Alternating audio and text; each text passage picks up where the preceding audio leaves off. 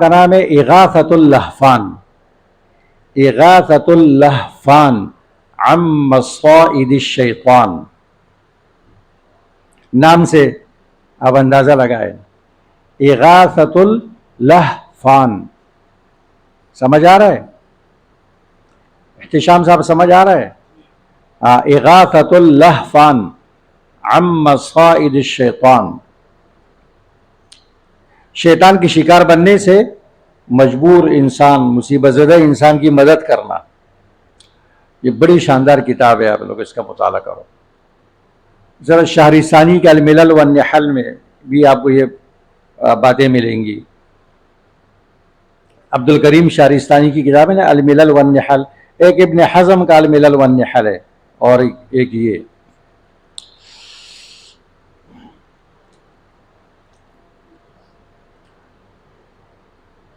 سورہ یوسف میں اللہ تعالیٰ مشرکین کے بارے میں کیا فرماتے ہیں؟ وَمَا يُؤْمِنُ أَكْثَرُهُمْ بِاللَّهِ إِلَّا وَهُمْ مُشْرِكُونَ، اکثر اللہ پر ایمان لاتے ہیں مگر اس کے ساتھ شرک بھی کرتے ہیں۔ اس آیت کے تحت آپ لوگ تفسیر روح المعانی دیکھیں، روح المعانی ہے نا آپ لوگوں کے پاس؟ اس آیت کی تفسیر میں آپ دیکھیں تو وہ لکھتا ہے کہ مشرکین مکہ اللہ پر ایمان بھی رکھتے تھے، حج کے لیے آتے تھے اور تلبیہ پڑھتے تھے، لبیک لا شریک لک لبیک، پورے تلبیہ پڑھتے تھے۔ اس کے بعد کیا کہتے تھے؟ الا شریکا وتملکہ وما ملک، یا اللہ تیرا کوئی شریک نہیں ہے مگر وہ کہ جس کو آپ نے اختیار دیا ہے، آپ نے اختیار دیا ہے۔ مشرکین مکہ کا یہ عقیدہ تھا کہ جو ہمارے الہہ ہے ان کو اللہ نے کیا دیے؟ اختیارات اور تصرفات دیے۔ تو اس لیے اللہ کے رسول فرماتے تھے کہ بس لا شریک لبیک لبیک لا شریک لک لبیک،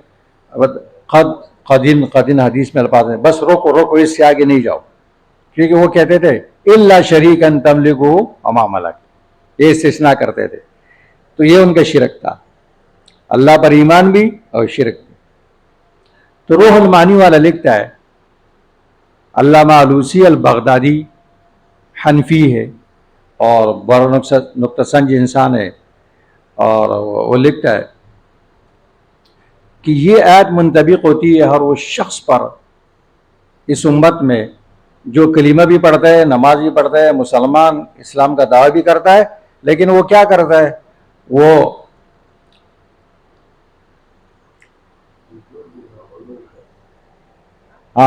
غیر اللہ کے نام پر نظر و نیاز کرتا ہے، اور جا کے بزرگوں کے مزارات پہ شرک کرتا ہے، ان سے اللہ کی طرح ڈرتا ہے، اللہ کی صفات ان کے لیے ثابت کرتا ہے، عبادت کی اقسام، صفات مختصہ، حقوق مختصہ میں غیر کو بھی شریک کرتا ہے۔ پھر عجیب تبصرہ کرتا ہے، فرماتے ہیں ہم اليوم اکثر من الدود، ہم اليوم اکثر من الدود، وہ اپنے بغداد کے بارے میں کہہ رہا ہے، کہتے ہیں ایسے مشرک آج کل کیڑوں سے زیادہ ہے، کیڑے مکوڑے کم ہیں اور ایسے مشرک زیادہ ہے جو کلمہ بھی پڑھتے ہیں اور کیا کرتے ہیں۔ آپ لوگوں کے پاس وہ ہے نا الباحث القرآنی ہے نا، تو اس میں آپ دیکھ سکتے ہو، آپ نکال لے اس کو، یہ عبارت میں ان کو پڑھ کے سناتا ہوں، ٹھیک ہے؟ یہ سورہ یوسف کا آیت نمبر ان کو بتاؤ، وما یؤمن، بالکل آخری صفحے میں ہے، وما یؤمن اکثرهم باللہ الا وهم مشرکون۔ باحث قرآنی میں آپ سورۃ یوسف کھولے، سورہ یوسف کھولے اور پھر یہ آیت نمبر ڈالے آپ، تو اس کے بعد یہ آیت کھل جائے گی۔ پھر روح المعانی کھولے آپ، ہاں، تاکہ عبارت مکمل آپ کے سامنے آ جائے اور آپ لوگ پھر اس کو اپنے طور پر بھی دیکھو، اپنے پاس لکھو، کیونکہ آپ کہیں گے مشرک تو ہمیں نظر نہیں آ رہا ہے، کوئی مشرک نہیں ہے، تو وہ کہتے ہیں کیڑوں سے زیادہ ہے۔ اس زمانے میں بغداد کے بارے میں کہہ رہا ہے، بغداد تو پاکستان میں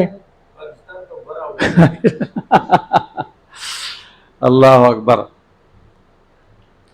اندرونی سندھ میں دیکھو، پنجاب میں دیکھو، بلوچستان میں دیکھو، KPK میں دیکھو، شاہ ولی اللہ صاحب فرماتے ہیں کہ ایسا کوئی شعر نہیں ہے کہ وہاں کوئی ان کا کوئی وہ معبود نہ ہو، کوئی بابا نہ ہو.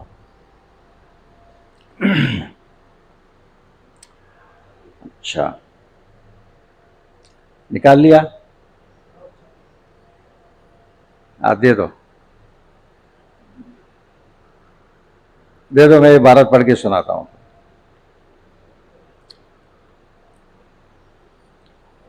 نہیں تو مجھے نکالنا آتا ہے، میں جلدی نکال. ہاں چھوڑو یار، میں کب کا نکال لیتا. انا للہ و انا الیہ. کنیکٹ کرتا ہے کیا کرتا ہے، چھوڑو ان کے پاس. یہ میدان میں ہے، ان کے پاس اسلحہ نہیں ہے. ابھی تک میں تو نکال لیتا. یہ آیت نمبر مجھے بتاؤ بس صرف. ہاں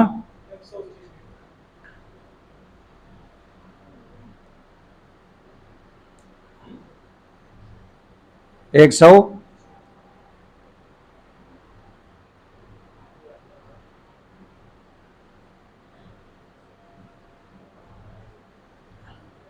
بس یہ نکلا.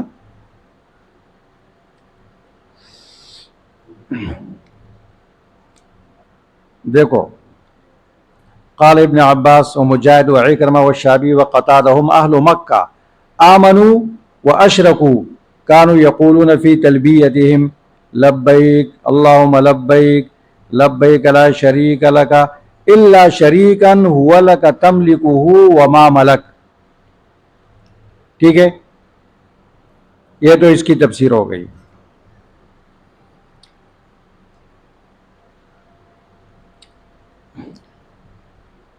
آگے اتخاذ الاحبار وقیل اشرکوا بالتبنی واتخاذهم احبار ورهبان اربابا. وقیل هم الکفار الذین یخلصون الدعاء عند الشدائد ویشرکون اذا نجوا منها. وہ مشرکین بھی شامل ہے کہ مصیبت کے وقت اللہ کو پکارتے تھے اور نجات کے بعد پھر دوبارہ شرک کرتے تھے. آگے لکھتا ہے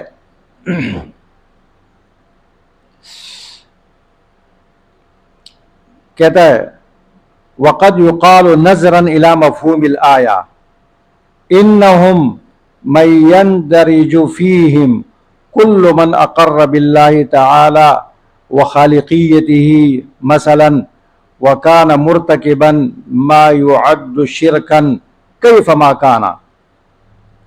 کہتا ہے اس آیت کے اندر داخل ہوتے ہیں ہر وہ شخص کہ جو اللہ کا اقرار کرتا ہے، اس کی خالقیت کا اقرار کرتا ہے، لیکن ان چیزوں کا بھی ارتکاب کرتا ہے جو شرک شمار ہوتا ہے، جو بھی ہو. وَمِنْ أُولَئِكَ عَبَدَةُ الْقُبُورِ، من جملہ ان میں سے کون ہے؟ قبر پرست. الناظرون لها، ان کے نام پر نظر و نیاز کرنے والے. المعتقدون للنفع والضر، اور عقیدہ رکھتے ہیں کہ یہ نفع و نقصان کا مالک ہے.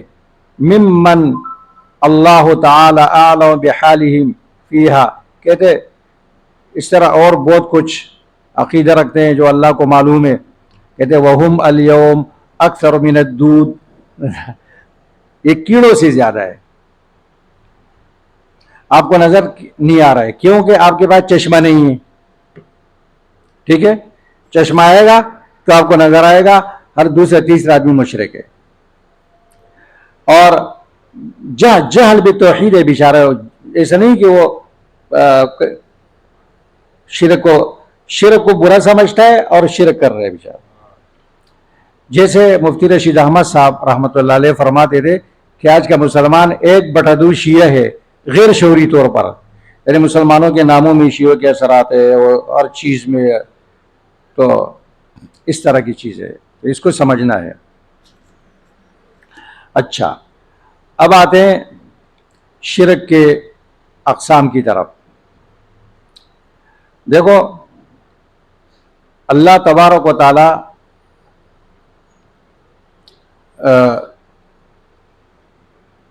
کہ اسماء و صفات جتنی زیادہ ہیں نا، اس میں کسی ایک صفت کے اندر بھی شرک کرنا شرک کی کیا ہے؟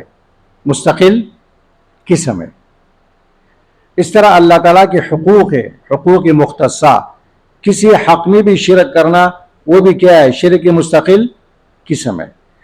اس طرح تو زیادہ بنتے ہیں، لیکن جو اس کی تقسیم ہے جامع معنی، اس میں سب کچھ آ جاتا ہے. وہ یہ ہے کہ دیکھو نقشے کی طرف دیکھو، شرک کے اپنی تقسیم کی پہلے دو قسموں کی طرف، اکبر اور اصغر. شرک اکبر وہ ہوتا ہے کہ اس سے انسان اسلام سے نکل جاتا ہے، المخرج عن الملہ، یہ اکبر ہے. اور دوسرا کیا ہے؟ شرک اصغر. شرک اصغر ریا، نفاق، عملی نفاق، یہ اس میں آتا ہے. اس سے آدمی اسلام سے نہیں نکلتا ہے.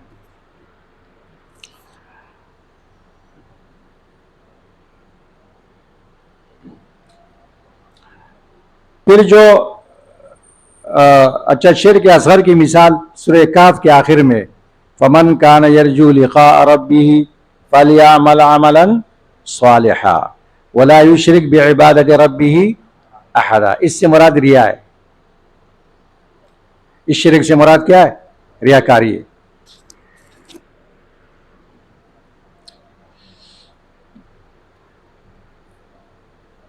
پھر جو شرک اکبر ہے اس کی پھر دو قسمیں، ایک اعتقادی ہے اور ایک کیا ہے؟ عملی. اعتقادی وہ ہوتا ہے کہ انسان نفس سے عقیدہ رکھنے سے کیا ہو جاتا ہے؟ مشرک ہو جاتا ہے. اور شرک فعلی و عملی وہ ہوتا ہے کہ شرک کے عقیدے کے ساتھ شرک کا فعل و عمل بھی مل جاتا ہے. اس کو شرک فی تشریع کہتے ہیں، کیونکہ حلال و حرام اللہ کا کام ہے. کیونکہ حلال وہ ہے جس کو اللہ نے حلال کیا ہے، حرام وہ ہے جس کو اللہ نے حرام کیا.